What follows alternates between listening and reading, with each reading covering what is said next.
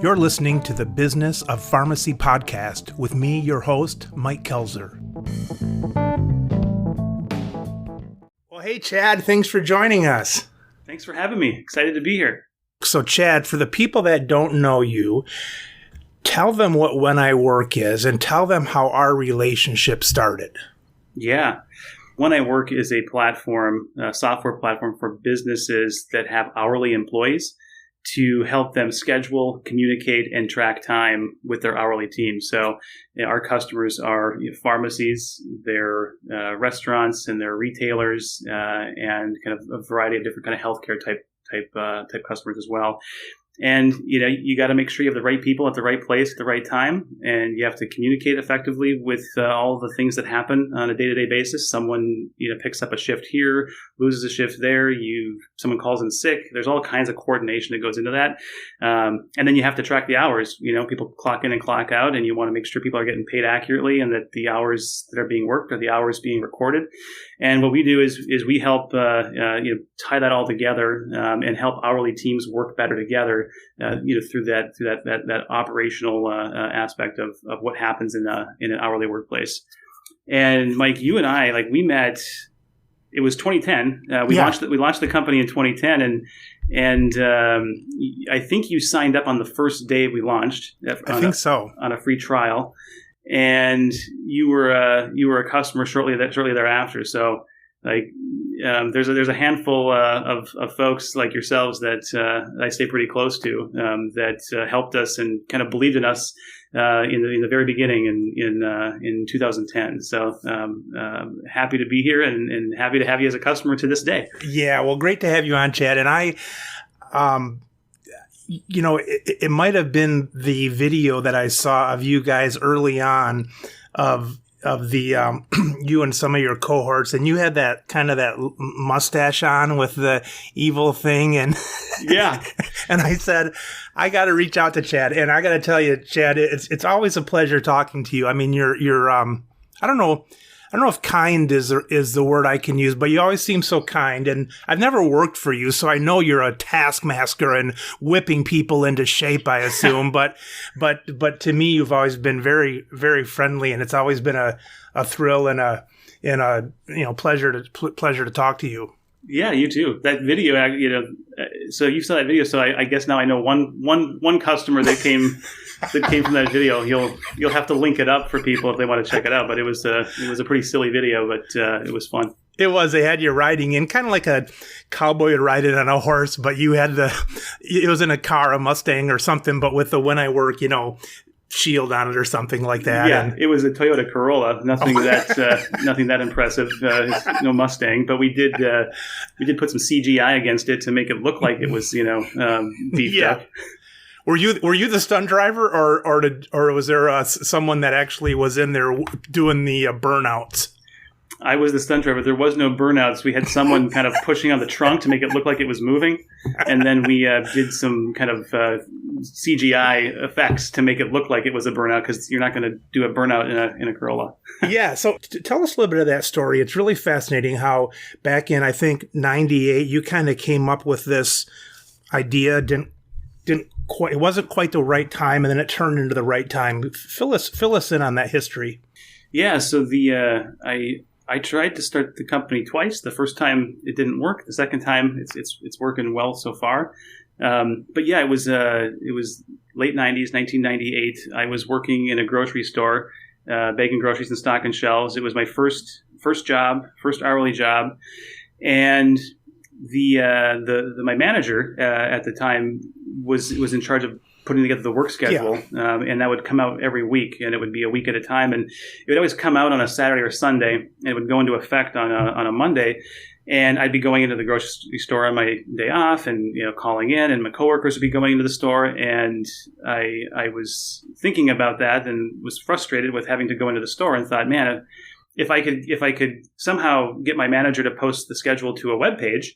There was no mobile phones in '98, so this was all about the web. And if I could get the manager to post to the web page, then I could just hit refresh on my computer at home and get my schedule that way. So that was the that was the impetus for When I Work, and I registered the domain wheniwork.com in 1998. So I've been sitting on it for over 20 years now. Started working on a prototype in 1998, and ended up getting something kind of rudimentary put together, and then I took it to basically anybody that would hear me out on what it was.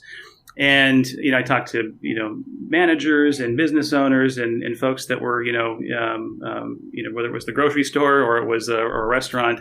And it never really, landed with anybody. I think at the time, and I eventually learned in my conversations with one potential customer that was here in Minneapolis, was that there was kind of two things working against me. One was, the connectivity of the hourly workforce wasn't really at scale at that time. I think one of the pieces of feedback I got was, they had half their employees, had internet connectivity to their homes at that time, and the other half didn't. So they thought if employees are going to check their schedule, they're going to have to go to the library to log in anyway. So why would they just come into the to the store?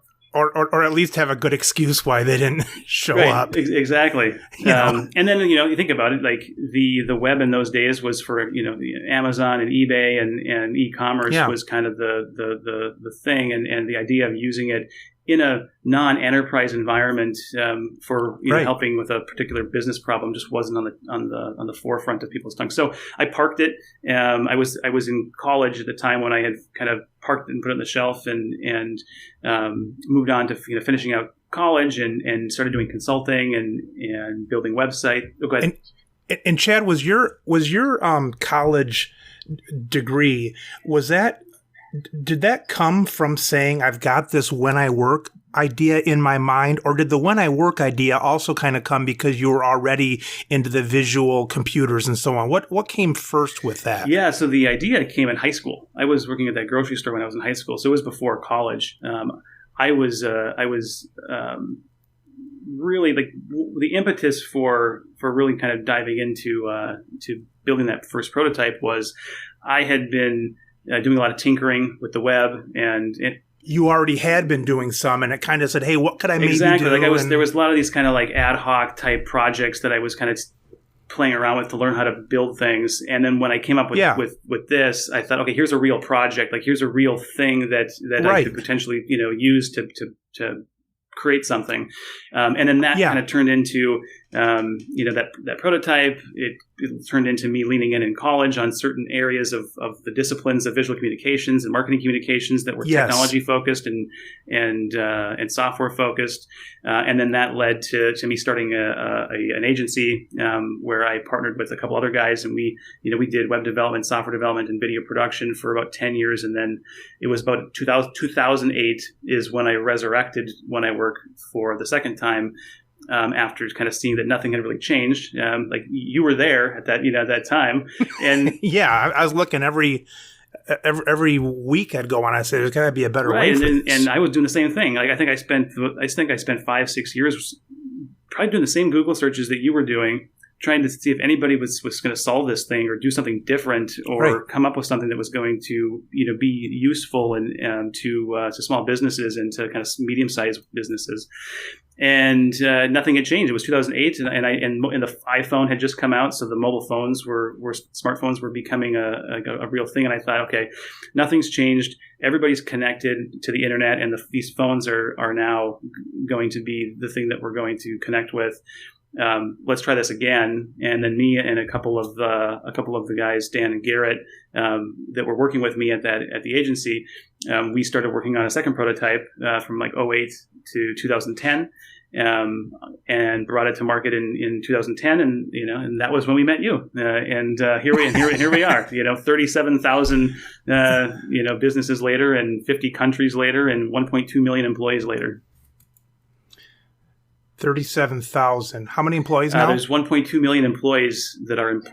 I'm sorry. 1.2 million. How many at the shop now? How many at When I Work? So about 165 or so work for When I Work, and then there's about over 1 million that are employed by our customers. 1 million employed by your customers. Wow. So I knew that I knew that I was pretty early because I would send a idea, and not only was the customer response great, but like a suggestion that I had might show up on the software the next day. So that was really fun. Well, me and Dan were hanging on to every word that you would share with us at the time, trying to figure how this thing out. Well, it's amazing because, so from my background, we were always trying to have schedule things. And one of the things that we did is, I don't know, maybe I could have just paid my employees more money, but one of the things that we offered the employees was a lot of flexibility. And so we would work around different things that they were doing in high school and college. And typically you'd get a better person who was involved with, extracurricular activities and so on. But in our little business, we always needed, 2 of these people, 2 of these people, 2 of these people each hour. And it was always hard at the end. It's like, I'd even get the schedule done. You'd have to go back and, make sure you had the right amount of people per hour and, not too many, not too few, and every day, and then compare that against the things they wanted off and so on. And, what was amazing to me was, I think just a few things that came out of the product for me are things that I think were almost psychological that you may not always think about. And I just jotted a few down. As I know one thing, that being the boss's son, I always wanted to appear competent at the business. And for me, if somebody got into a shift and there was this person missing or that person missing, it kind of showed back on me. And maybe it shouldn't have so much, but it did. And then I think, when I work, always looked really cool for the employees. So I know where most companies are having crayon and marker and pencils and thing. This was a cool way to do it. And so that went on. And then, I realized even a few years ago, it was still having developments for me because in our pharmacy, we've got 9 part-time pharmacists. And if for some reason the pharmacist doesn't show up, then legally you cannot open up the pharmacy. And I realized that's been on me all these years. So finally, even late in my relationship with when I work, I said, wait a minute, this doesn't have to go through me. So now if a pharmacist is having trouble, it can automatically go to these 9 pharmacists. And then finally, I realized one of the things that When I Work was doing for me was that the best of communicators, there probably is going to be an error sometime where you say, oh, when you said this Saturday, I thought you meant, this right. Saturday and not there, And so with the When I Work is whenever we change shifts, there's always that history of what happened and who accepted it and so on. Not that you're trying to place blame, but you just, especially for an important business, you just know that's going to be there. And so it's just been cool for me to, I don't know, that's kind of like the psychology behind it, almost even more for me than all right, what exactly does it do? So I don't know, it just sort of has new meanings for me as I go along, I guess, right. in my career. Yeah, I think, what I've learned, and when I try to boil it all down to what I think, an hourly workplace is trying to do and trying to solve for is kind of, the main thing is for, teams to work better together, what managers, employees, all stakeholders at the workplace. But 2, I think the thing that everybody values the most, whether you're the employer, the employee, the manager, the business owner, when you think about it, the shift is like the epicenter of value creation for the employer and the employee and really all stakeholders, because employers want shifts covered because that'll create value for their business. Employees want to get shifts because it contributes to their financial outcomes. And driving engagement around the shift is what we essentially obsess over all the time. Is how do we create a high level of engagement within the workplace with all stakeholders and center it around the shift? Because at the end of the day, if we're able to bring people together and bring their attention around the shift, then the employees are going to succeed, the managers are going to succeed, and we're going to drive better outcomes for the business. And that sort of kind of philosophy around how the problems we solve and the products we build and the features we focus on drives just this enormous amount of engagement among all the employees at any one workplace. Whether it's a 10 or 20 person pharmacy, or it's a 10,000 person healthcare organization, the engagement around the shift is at the end of the day the thing that amplifies the value of the tool set and amplifies the utility of when I work in the workplace. And we're driving 85% of all the employees that are on the platform are engaged every single week, and over 50% are engaged every single day. That is a dramatic amount of engagement for an app or a software or something that you use at work. Yeah. And it all comes, it centers around that shift, and the better stewards we can be of the shift for all stakeholders, the better the outcomes are for everybody at work. And that's how. Chad, would that be, if I'm hearing that right, that the shift, for whatever reason, the good Lord or the good manager or something put everything together at that time, that's your life right then. That's those few hours where everything matters of timing and showing up and being a team and all that kind of stuff. Is that kind of what you're getting at with that? Yeah, because at the end of the day, what everybody wants is the business wants confidence that the shifts are going to be Right. covered. The employees want confidence that they're going to get the shifts that are going to meet their financial needs. Right. All stakeholders want to know that information is going to be consumed in a timely manner, and that action is going to be taken in a timely manner. And in information, like something they have to know before they start the shift, kind of thing. Yeah, information about the shift, information about shift changes, information if someone calls in sick, time off requests, availability preferences. All of the inputs that go into being able to make an informed decision and take an informed action as it relates to work, whether you're an employee or a manager. Yeah.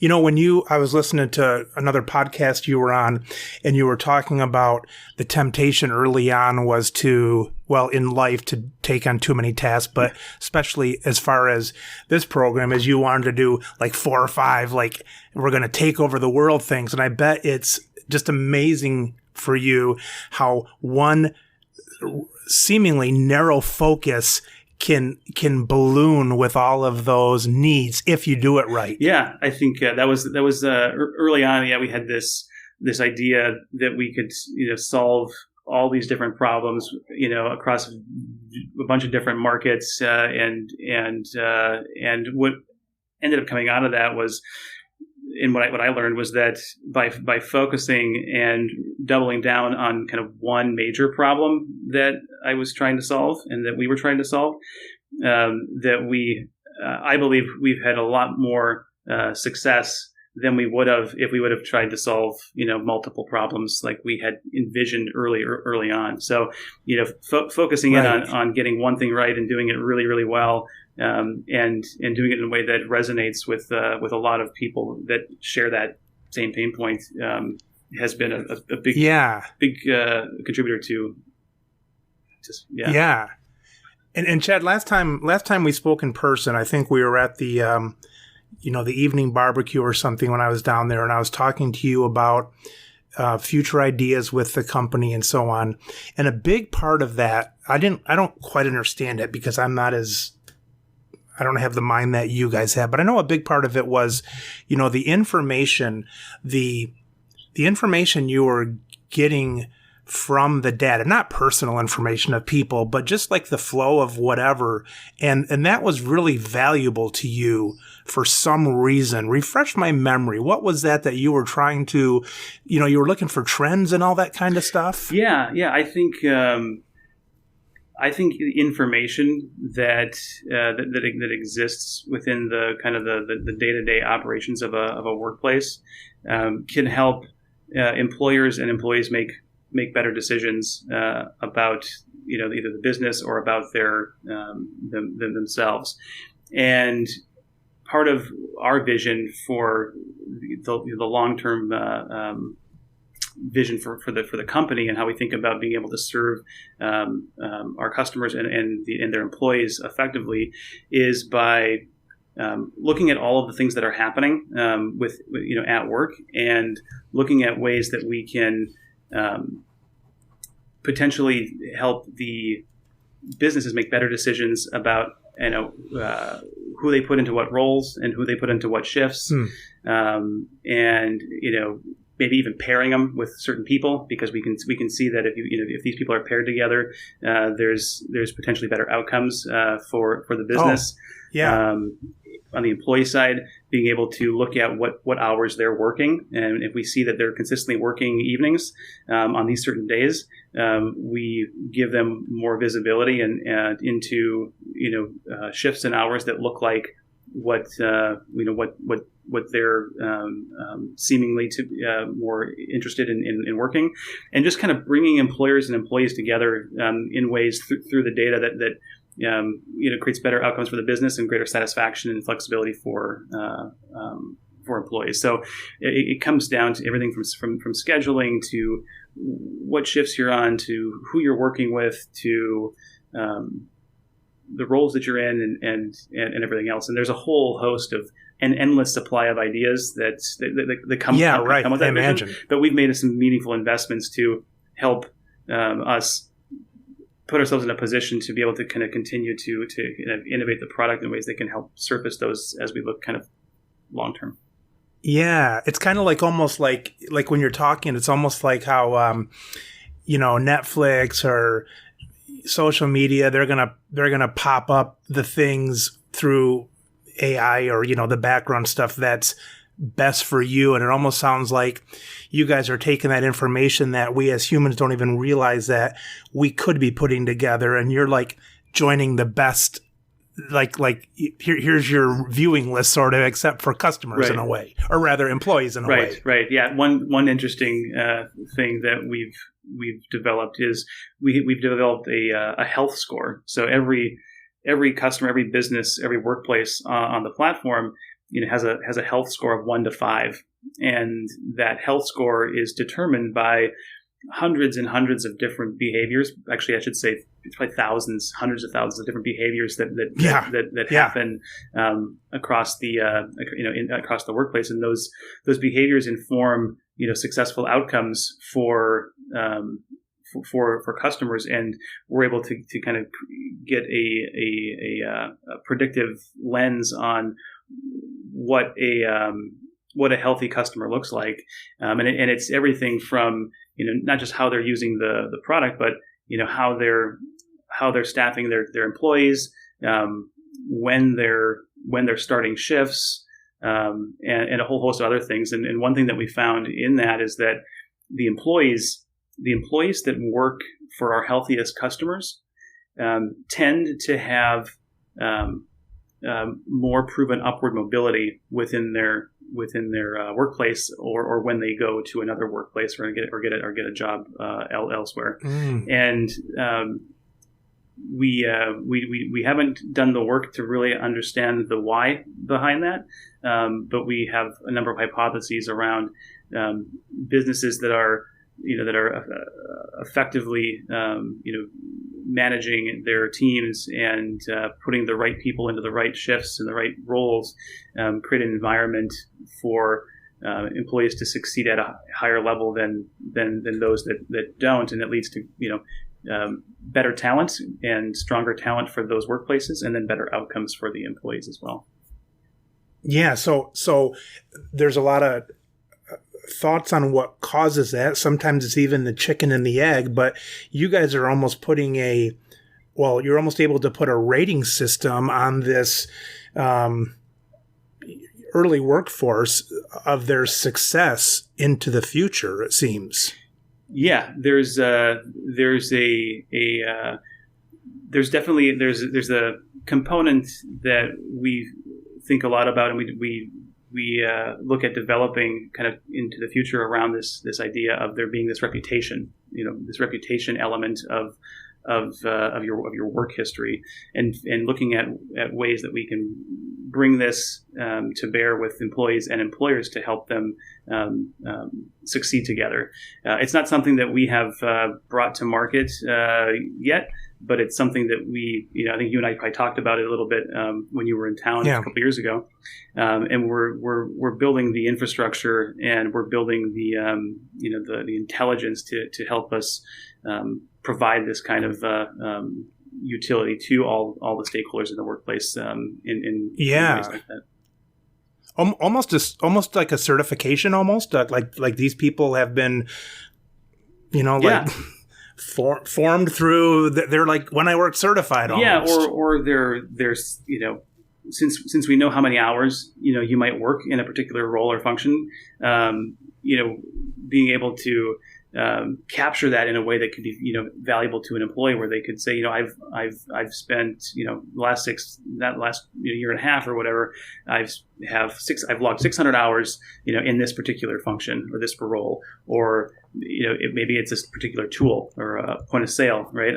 This particular tool or this platform, I've got 925 hours logged, on this, and it's validated, right? There's a level of credibility to something like that if we're able to bring that to the employee to be able to use as they look at what roles they want within the company they're at, or what they might do in the future. Yeah, well, I've told, and you'll have to forgive me, Chad, early this summer, because it's like every other person I talked to was using one. That's awesome. So my cousin, came in from California. She says, "Hey, I saw you're involved with that," and I said, "Yeah," and then I was up north, and I had to text you because a lady saw my shirt, and then my son is working at the zoo and was using When I Work, my point with that is I would actually, as much as a employee is certified, I would actually, and I've told my kids, I said, yeah, if that company uses When I Work, all things being relatively equal, choose that company, because I think it also speaks to the management of the company a few things. One is they're going to try to be flexible for you. They're going to try to be consistent. They're not going to be calling you on the phone crying on a Saturday afternoon to come in, all those things. I think it speaks to not only an employee that's been under the When I Work banner, but also I think it says something about the manager that's been using the When I Work. I think there's there's something there of I think respect for oftentimes the minimum wage employee, who are often, figuratively spat upon in the world of business. Yeah, I think that's interesting. And we've been digging in pretty deeply into some of those areas, like, flexibility and the advanced notice on schedules being sent out, because there's a lot of talk and a lot of even legislation being proposed. And some states have already passed legislation that is requiring businesses to have fair work weeks. The fair work week is kind of a trend that is happening, or fair scheduling or stable scheduling. And it's to solve for some of these things that you just outlined, that you see, employers that are providing flexibility or not making kind of last minute changes are going to be a more desirable place to work than right. Other places are. And what we found is in looking at our customers is 66% of all of our customers are providing all their employees more than 1 week notice on their schedule and schedule changes. And that's just by virtue of using a tool and using a tool set that helps you more effectively, get the right people at the right place at the right time. And I think 30 or 40% are providing, more than 2 weeks notice. And like, these are things that, we have our legislators, trying to mandate because it's such a clunky kind of complex sort of process, and these tools and the things that we're trying to do can really help solve these things, not by being kind of the strong arm of compliance, but really just by providing tools that make it easier to get that job done, so you can more effectively communicate with your team and get them into the shifts that are aligned with their availability. And it's simple stuff.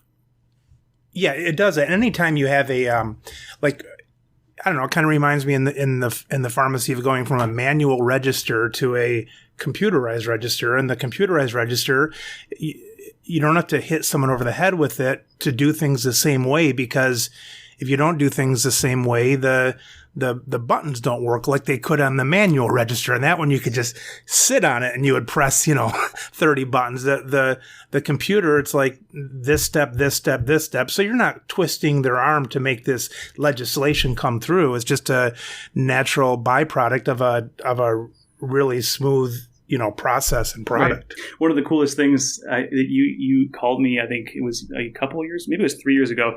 You called me and you asked me, you wanted to know, a handful of other companies that were using When I Work in your city, and those reasons that you kind of just outlined. It was really curious, on why you wanted it. It was, you said that your son or your daughter was looking for work, and you wanted them to work. Oh, I forgot about that. You wanted them to work somewhere that was using When I Work for all those reasons you just said, that was awesome. Yeah. I forgot about asking you that. I tell that story all the time because it was one of the coolest emails I ever got from you. And at the time it was like, the same thing I was talking about 5 minutes ago. It was just like, it's like work for them. And so I forgot that I took that extra step. Yeah. How were you successful? I think you gave me a list of them. You might have even told me the zoo. I think I probably did. Yeah. Because, and we're like, that was 3 or 4 years ago.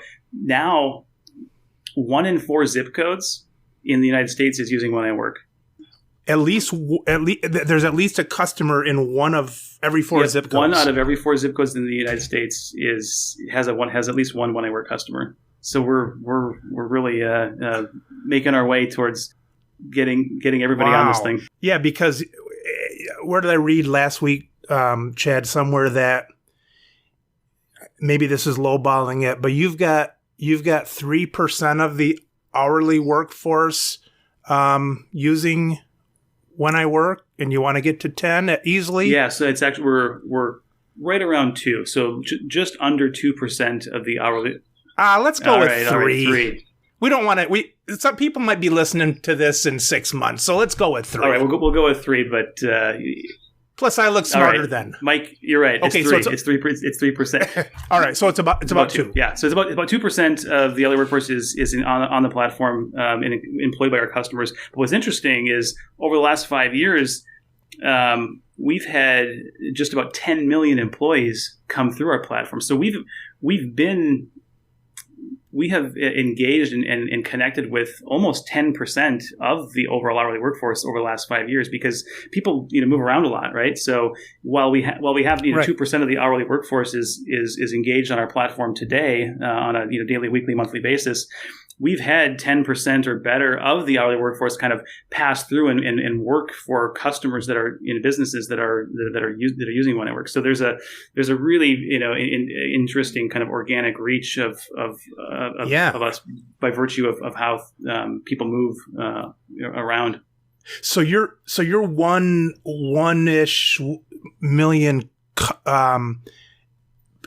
workers now. That's just currently. That's just like on a live basis now. But you've had 10 that have gone through the our alumni of the program. Exactly. Yeah, 1.2 million like right now as we sit here.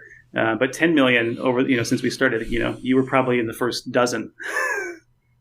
Yeah. Right. Chad. So. This basically you start yourself, and then over the years I've had some investors call, and I know that I hear about you were talking to the board about this and that. how do you like that when this came as your baby and now you're, you know, and now like, now you have to talk to all these people. And I know that you're in your kindness, you'll probably say, well, they give me a bunch, you know, they give me ideas and stuff like that. But how do you really like that?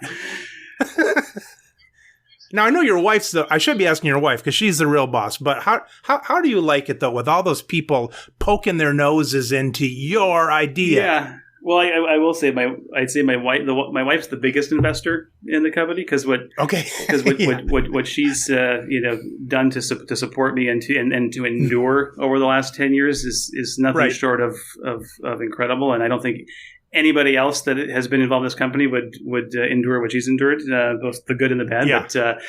But beyond that, yeah, I think so. If we kind of back up and we kind of go to the beginning, and then you kind of go to that first decision point to partner with an investor that's going to put capital into the company, and take a board seat and have a voice and a say in things. Gotcha. I think so.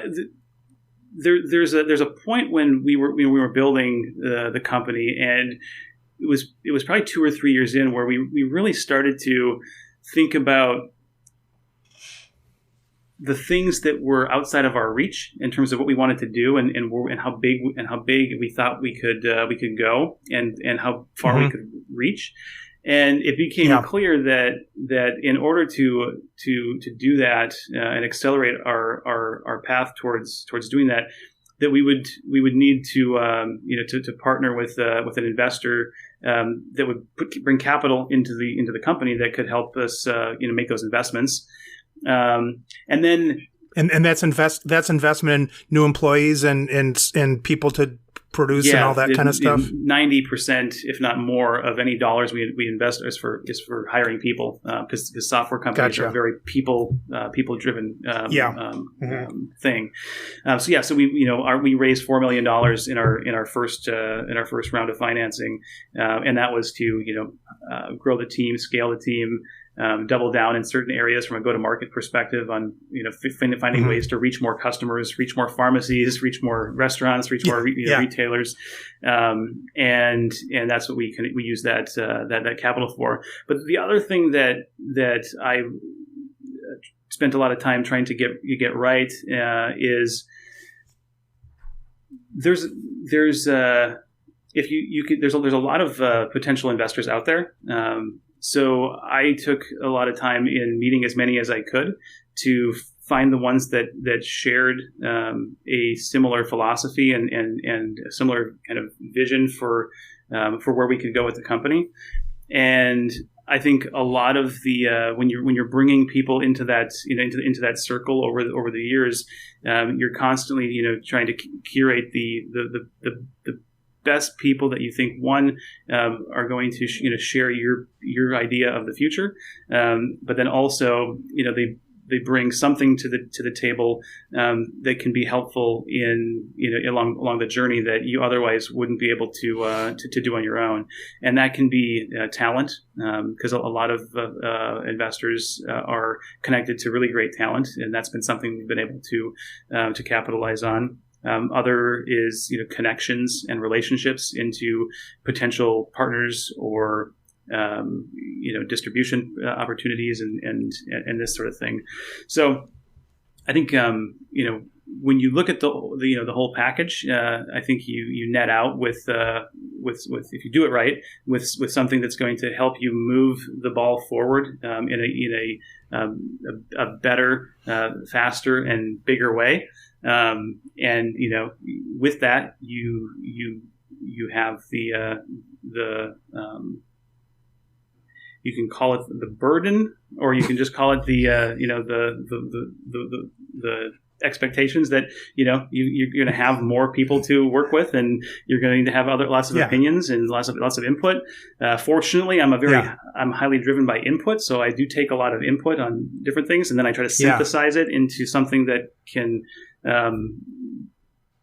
be executed upon. But that's probably the biggest thing is the more people that you bring into under the tent on things, the more input you're going to have. And you just have to be able to synthesize that and distill that down. And that does get more and more challenging as you grow and as you bring folks into the club, as it were. But what you get for it, if you can synthesize it effectively, is pretty good. Yeah. Chad, what is, so during the day, it's like, what are the things that are like, you're like, oh, I got to deal with that again. I hate dealing with this. Why don't I, and I got to, why am I doing that? And it's either a conflict or dealing with someone. What are your like moments during the day where you're like, crap, maybe you don't have any. No, I have plenty of, there's, I mean, it's, Or what like what category are they in? Are they in financial? Are they in technology? Are they in people? Are they in, customers? Where are what? Why do I have to do this part of this job?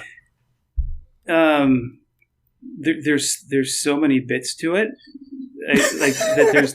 There's so many examples. You don't know where to start. There's so many bits that like. There's good and bad in basically every aspect of it. Sure. I think, or else you would just get rid of them. So there's got to be good, and there's got to be good still in it. But the people side is it can be the most rewarding and can also have a lot of frustrations. And working through those challenges that come with that. But but like I said, there's going to be there's the good and there's the rewarding part of it, and then there's the challenges. And with anything, you're going to deal with the good and the challenging. And yeah, if you didn't have the people, you wouldn't be there. It's a I don't want to say a necessary evil, but it's obviously necessary. Yeah, and it's I think it's those problems. Like it's working through problems.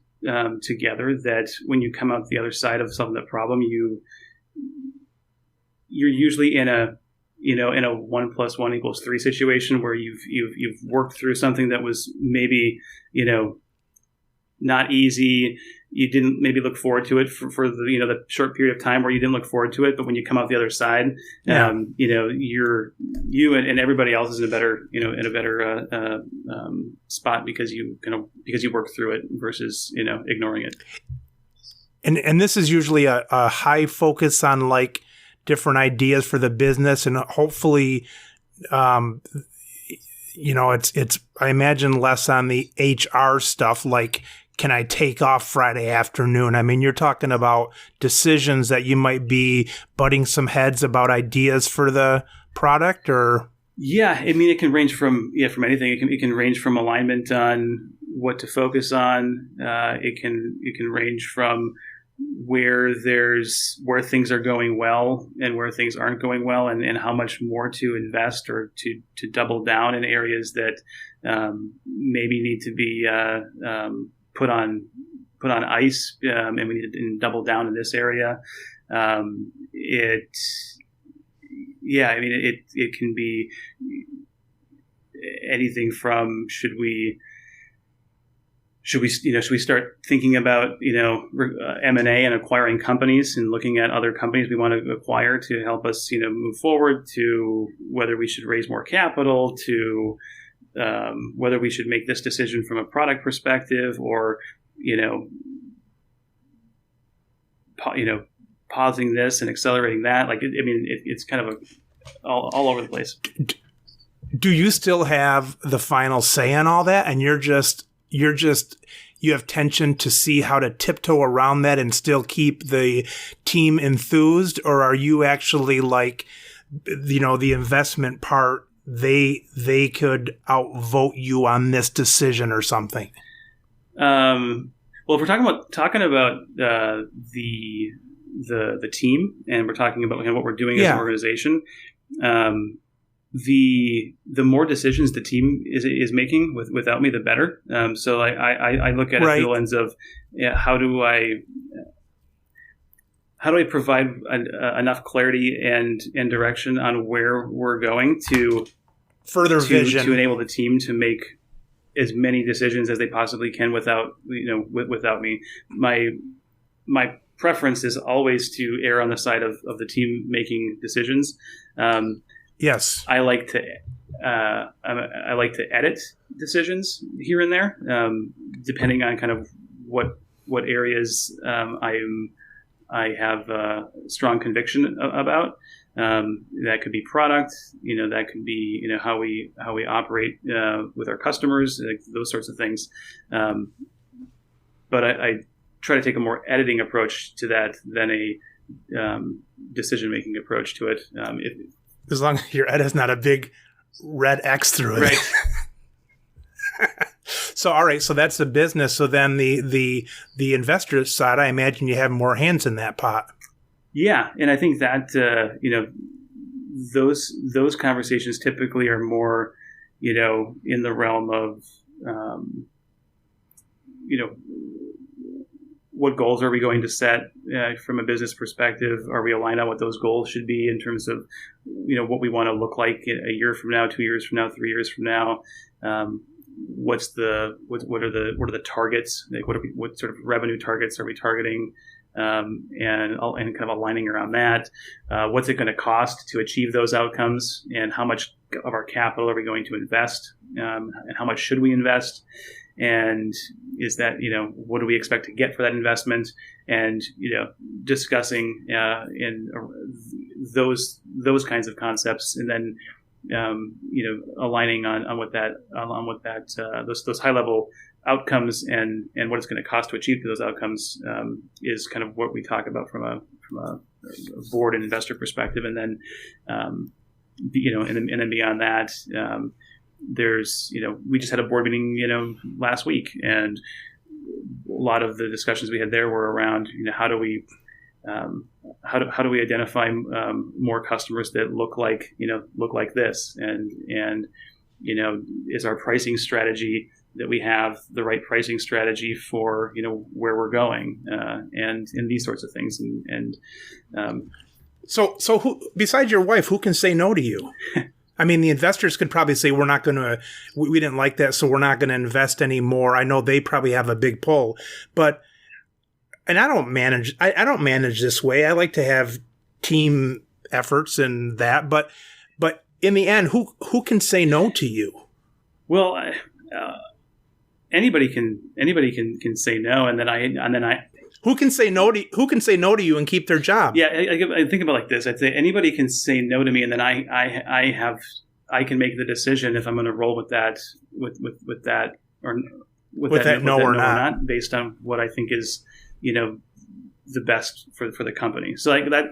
I imagine that could be where the tension is sometime, when you don't sometimes want to say no to someone who has really been consistent with great ideas and so on. Yeah, exactly. So I think the way I would describe it is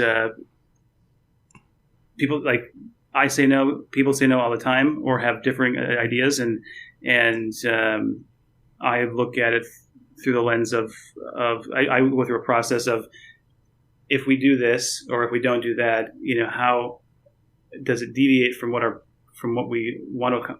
I love that. Yeah. And yeah. Like, pick your battles too, it's like, so sometimes exactly. there's things that, like, it doesn't really matter in the greater scheme of things. And it's a win over here, or it's a win for that person over here. And not worth kind of poking at it, and then there's some things where it's like, all right, we need to have a real debate about this for this reason or that reason, and figure it out. Yeah. And the people are worth that debate. They're worth it, 100%. Well, I know I'm asking you for my own benefit, because I know you're consistently winning awards there for technology in the area and beyond, of being a great place to work for. So I know that whatever you're doing there, Chad, you're doing it right. Thank you. Yeah, it's a constant investment in a constant learning and evolution. But I think with each day we're learning something new that's making us better in some way. So thank you. What keeps you up at night? Like, I don't imagine much, but are there worries about things that like long-term strategy worries ever, or do you always figure that you're kind of basically on the right track? I think from a kind of a high level, sort of like where we think the market is going, I think we're right. Mm-hmm. I think we're skating to where the puck is going, and I think we've got a good philosophy and thesis on that. That doesn't keep me up at night. I think the things that keep me up at night are more around not where we're going, but more around, are we doing everything in our power to get there the right way, to get there the right way, and to get there as fast as we can. Get there, and get the first one there wins, kind of thing. And the things behind that are everything from how we think about go to market, how we determine which channels are the ones that we should be investing in more heavily, or which channels we're not doing that we should be doing, and those sorts of things. So we know where we're going, and I think a lot of the problem solving is really around how do we get there, and are the things that we say no to today, are they the right things to say no to, and when we pick them back up. Yeah. Chad, as much as you can share, I know you could work from anywhere. How much are you working at the office versus home, or / coffee shop or whatever? And how many are you putting in long days? Yeah, it's an interesting question, because there isn't a lot of hours in the day that I'm not thinking about the business. I know how that goes. If we were attorneys, we'd be, if we were attorneys, I'd be retired by now, with the constant thought. So from that perspective, you business owners and entrepreneurs, like you're thinking about it all the time. I'm in the office every day, so I'm working out of the office in Minneapolis every day, get in. Depending on the day, I'll get in at 8 or 9 at the latest, and then I'll be here till 5 or 6, and then I'll pretty much every single day I'll put in a few hours at home, where I actually have the laptop open, or I'm doing something. Yeah. And then beyond that, I'm problem solving in my head. When I'm driving the car, when I'm walking around, like it's all the time. Yeah, and you're trusting that the last 4 lights you went through were green. Yeah. You hope you're trained for that enough. All right, Chad. So all your cohorts now, are going to the moon and going to send people to Mars and stuff like that. What is your endeavor 10 or 15 or 20 years from now? Do you have? Is it when I work, bigger or are we going to go to the moon with you? What goals do you have for that? Yeah. So what I want, I don't know if this is a 10 or 15 year endeavor, but it's definitely a multi-year endeavor, is I want, when I work, to win the trust of every hourly workplace in the market, and be at a critical scale of market, of serving the market, and bring all the hourly workers and all the hourly workplaces together on our platform. And I think the journey of building towards that, I think, will create this really interesting opportunity for us to reinvent the way that employers find and source talent, and for employees to find great jobs. And I think there's a unique opportunity for us to do that over the long haul, the way that we're doing it, versus the way that I see others trying to do that. If we win if we can win the trust of every hourly workplace in the market, we bring workers and workplaces together on our platform, and they're engaging daily, weekly, monthly. I think there's a real opportunity to reinvent the way people find jobs and find talent. One thing that I meant to mention with you, and I will now, is that I read in the on the news lately that some of the colleges, or some of the companies are reducing their college requirement for workers, saying, this degree says something certainly, but it doesn't always say something. And I know, boy, when I think of the stuff you're saying, it's like, whenever I thought of college, and I think a lot of people can attest to this, that they didn't learn what they needed to know in college. When you see a college graduate, that person can keep a schedule, come up with some kind of money and pay it off, have a long commitment, all this kind of stuff that says, yeah, that'd probably make a pretty good worker, somebody has those skills. I don't even really, certainly you don't want your doctor to not care about the skills they learned actually, but those softer skills. But boy, I can see, like, when I work, like, looking at that and saying, all right, here's the litmus test, not like this college degree, or at least have them in balance or maybe intertwined with each other to show, yeah, they made it through college, but they also made it through the when I work, skills of life kind of thing. Yeah. I think the ability to bring some of those more objective qualities to people that have been on our platform is something that I can see us delivering on over the long term. And I could see it as an augmentation to what you described in terms of education. It could be an augmentation to what we see on LinkedIn with endorsements and things like that. Yeah. Is being able to bring an objective kind of lens to some of the things that matter to folks that are working in various jobs through different industries. Yeah, because you've got the psychological tests, and this is kind of like another part of that. Well, Chad, one thing, we're never going to see you, for those listening along, you never see Chad without a pencil behind his ear.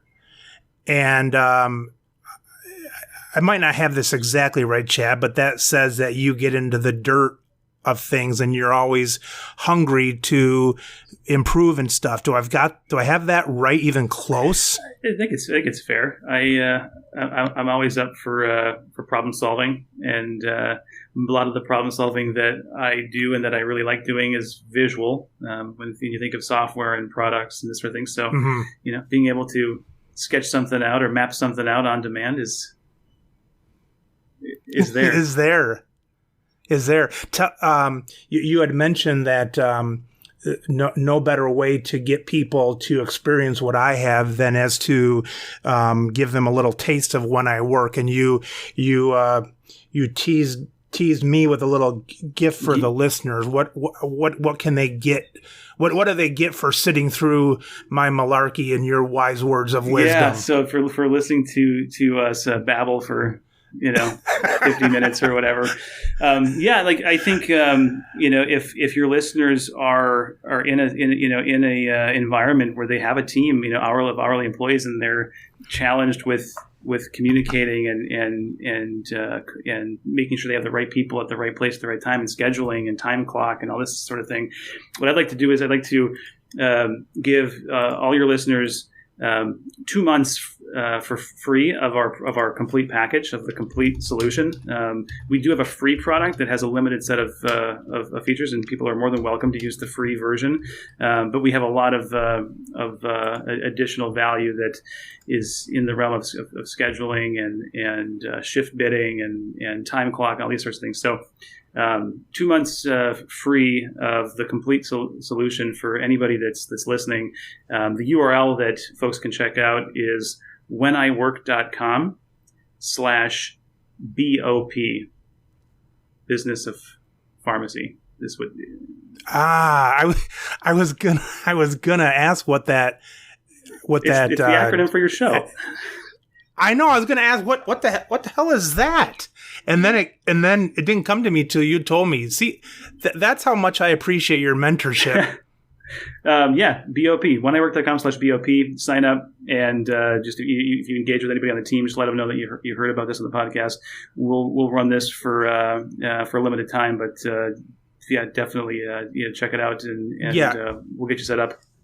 And that's really cool to see it all, because I know, for example, that one thing that really helps for us is we have a lot of people that are catch can when they can work, but like our pharmacists are on a repeating basis, and we can set that and we can set it out.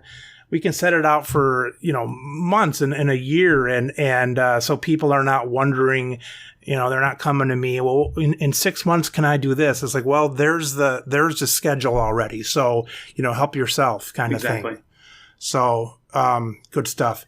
Well, Chad, thank you very much. It's been a pleasure having you on. Thank you very much for the opportunity. Enjoyed catching up and seeing you again. And let's talk soon. Yeah, let's do it again soon. Okay, thanks a lot, Chad.